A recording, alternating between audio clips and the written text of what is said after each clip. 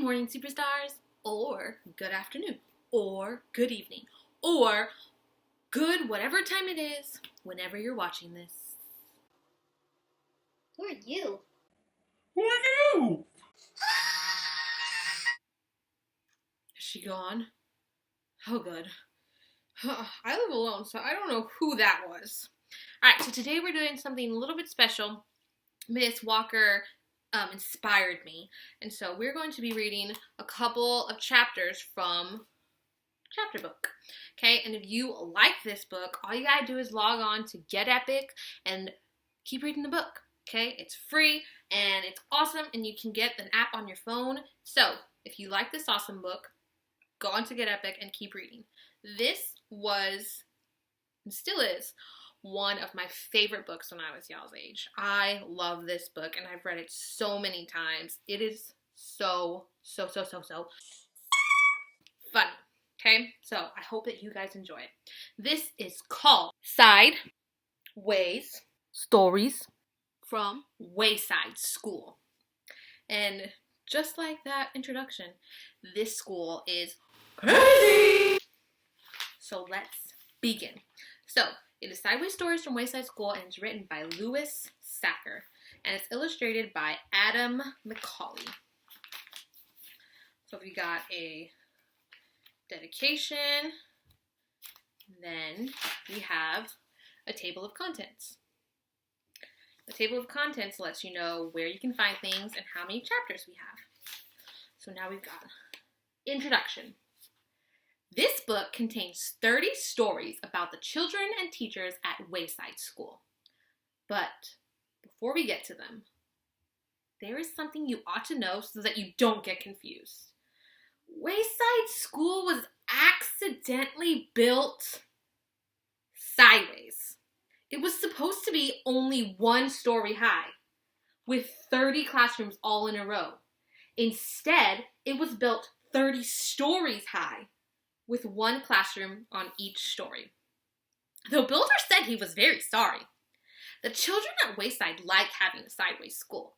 They have an extra large playground. The children and teachers described in this book all go to class on the top floor. So, there are 30 stories from the 30th story of Wayside School. It has been said that these stories are strange and silly. That is probably true. However, when I told stories about you to the children at Wayside, they thought you were strange and silly. And that is probably also true. It is true.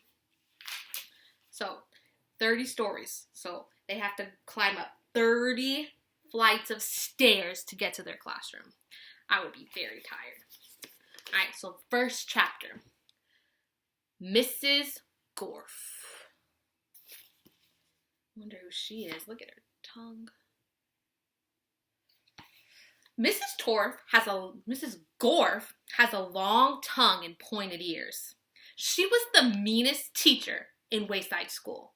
She taught the class on the 30th story. If you children are bad, she warned, or if you answer a problem wrong, I'll wiggle my ears, stick out my tongue, and turn you into apples. Mrs. Gorf didn't like children, but she loved apples. Joe couldn't add. He couldn't even count, but he knew that if he answered a problem wrong, he would be turned into an apple. So, he copied from John. He didn't like to cheat, but Mrs. Gorf had never taught him how to add. One day, Mrs. Gorf caught Joe copying John's paper. She wiggled her ears, first her right one, then her left, stuck out her tongue, and turned Joe into an apple. Then she turned John into an apple for letting Joe cheat. Hey, that isn't fair, said Todd. John was only trying to help a friend. Mrs. Gorf wiggled her ears, first her right one, then her left, stuck out her tongue, and turned Todd into an apple. Does anybody else have an opinion? She asked. Nobody said a word. Mrs. Gorf laughed and placed the 3 apples on her desk. Stephen started to cry. He couldn't help it. He was scared. "I don't allow crying in my classroom," said Mrs. Gorf. She wiggled her ears, first her right one, then her left, stuck out her tongue, and turned Stephen into an apple. For the rest of the day, the children were absolutely quiet. And when they went home, they were too scared even to talk to their parents. But Joe, John, Todd, and Stephen couldn't go home. Mrs. Gorf just left them on her desk. They were able to talk to each other, but they didn't have much to say. Their parents were very worried. They didn't know where their children were. Nobody seemed to know. The next day, Kathy was late to school. As soon as she walked in, Miss Gorf turned into an apple. Paul sneezed during class. He was turned into an apple. Nancy said, "God bless you," when Paul sneezed. Mrs. Gorf wiggled her ears, first her right one, then her left, stuck out her tongue, and turned Nancy into an apple. Terrence fell out of his chair. He was turned into an apple. Mauricia tried to run away. She was halfway to the door as Mrs. Gorf's right ear began to wiggle. When she reached the door, Mrs. Gorf's left ear wiggled. Mauricia opened the door and had one foot outside when Mrs. Gorf stuck out her tongue. Mauricia became an apple. Mrs. Gorf picked up the apple from the floor and put it on her desk with the others. Then a funny thing happened. Mrs. Gorf turned around and fell over a piece of chalk. The three Erics laughed. They were turned into apples. Mrs. Gorf has a dozen apples on her desk. Joe, John, Todd, Stephen, Kathy, Paul, Nancy, Terrence, Mauricia, and the three Erics. Eric Fry, Eric Bacon, and Eric Ovens. Louis, the yard teacher, walked into the classroom. He had missed the children at recess. He had heard that Mrs. Gorf was a mean teacher, so he came upstairs to investigate. He saw the 12 apples on Mrs. Gorf's desk. "I must be wrong," he thought. "She must be a good teacher if so many children bring her apples." He walked back down to the playground. The next day, a dozen more children were turned into apples. Louis, the yard teacher, came back into the room. He saw 24 apples on Mrs. Gorf's desk. There were only 3 children left in the class. She must be the best teacher in the world, he thought.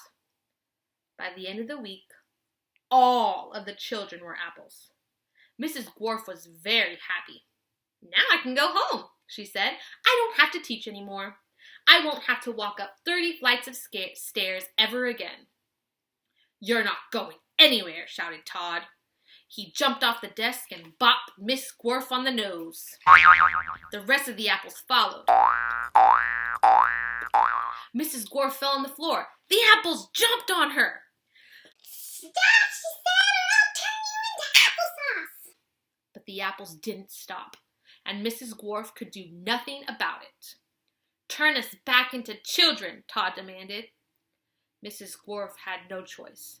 She stuck out her tongue, wiggled her ears, this time her left one first, then her right, and turned the apples back into children. "All right," said Mauricia. "Let's go get Louis. He'll know what to do." "No!" screamed Mrs. Gorf. "I'll turn you back into apples." She wiggled her ears, first her right one, then her left, and stuck out her tongue. What's going to happen? Make a prediction.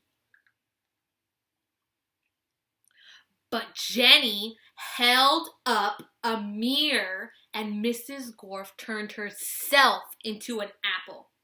The children didn't know what to do. They didn't have a teacher.